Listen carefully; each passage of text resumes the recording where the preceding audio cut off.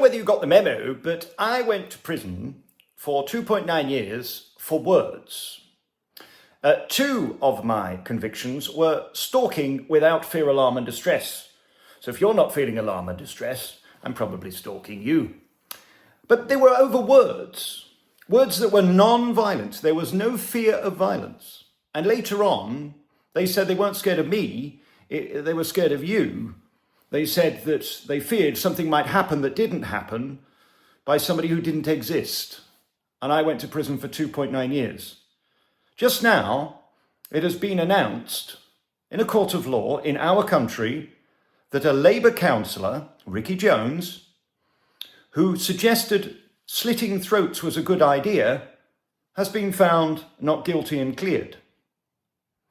I think we can now confirm we live in the most insane country in the world that undeniably has two-tier justice. Guardian readers, ambivalentious types, and champagne sippers, switch off now. Alex Belfield's voice of reason. Yes, I feel like it's 1984 and I'm visiting some dystopian nightmare as a little alien. By the way, apparently tomorrow a big asteroid's going to hit and the aliens are coming and we're all going to be dead anyway, so it doesn't matter. Do us a favour and subscribe. We're just filibustering so that the algorithms don't completely eviscerate me from the public eye. If you could join us at alexbelfield.com, not only can you get my brand new prison book, which is out in a couple of weeks and about to be banned by probation, I'll tell you why next. But you can also join us for 6 30-minute news bulletins at 6 a.m. Monday to Saturday and my 2 phone-ins on Wednesday and Sunday at 9.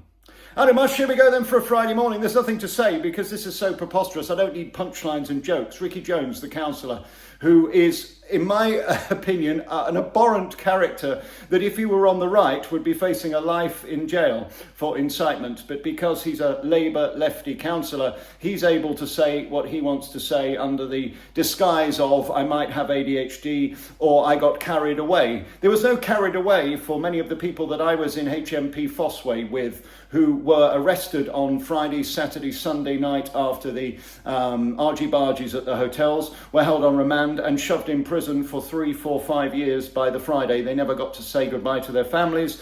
They were literally taken from their homes within seconds and they were sent down within a week.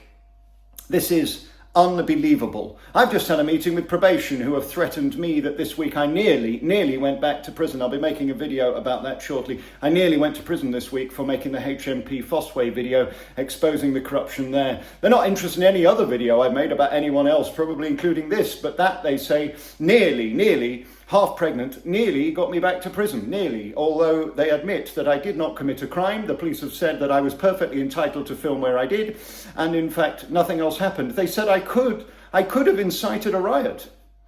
That's what they said. If somebody had watched it in the prison, I could have incited a riot. That's what they told me this morning.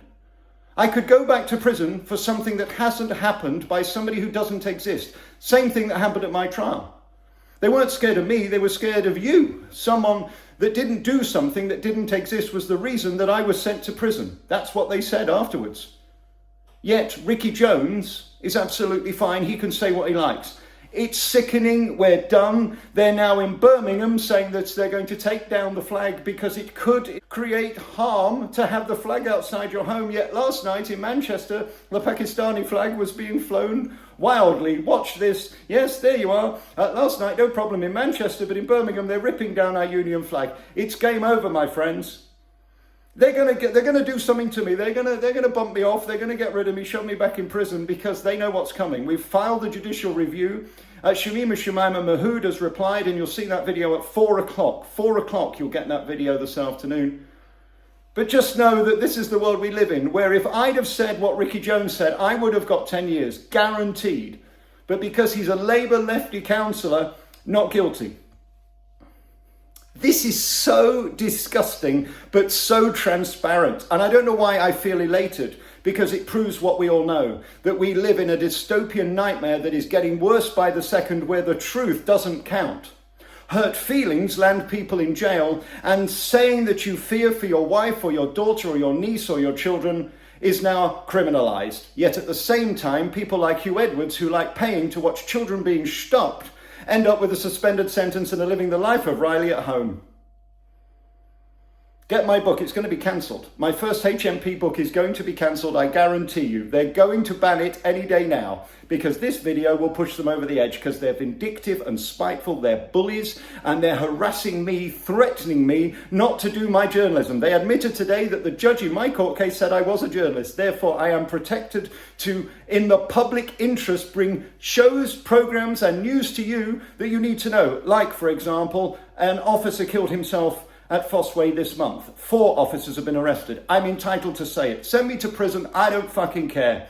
We have got to stand up and fight for free speech because what we're seeing is so laughably ridiculous, it is beyond my comprehension.